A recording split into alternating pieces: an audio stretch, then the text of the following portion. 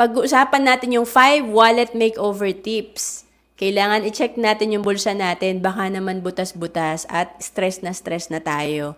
Una is eliminate bad debt. Kailangan wag tayo masanay umutang, lalo na para sa luho at sa credit card tayo utang. Kasi tandaan natin, ang utang nakaka-stress yan pag nag-compound na at lumaki na lumaki yung interest. Pangalawa is avoid impulse buying. Sa maliliit na halaga, pag tayo ay gumagastos ng wala sa ating budget, talagang malaki rin yan pag na-compute natin sa 1 taon, sa 10 taon. And pangatlo, maging resourceful. Halimbawa, lalabas ang pamilya.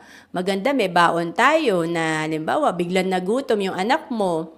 Kesa bumili ka ng tag 65 pesos na sandwich, kung may baon ka pala, malaking tipid ito. And then, pang-apat, build emergency fund. Napaka-importante na hindi lahat nakalabas yung pera natin or negative yung cash flow natin. Maganda may naitatabi tayo sa ating savings account para in case of emergency, mawalan tayo ng trabaho, malugi yung negosyo natin, meron pa rin tayong mahuhugot na pondo.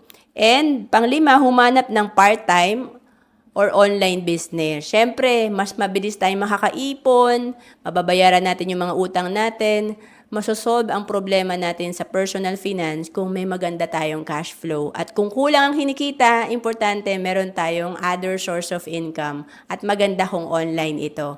Kung naghahanap ka ng online business, pwede ka maging financial educator kagaya ko dito sa IMG. To know more, comment ka lang.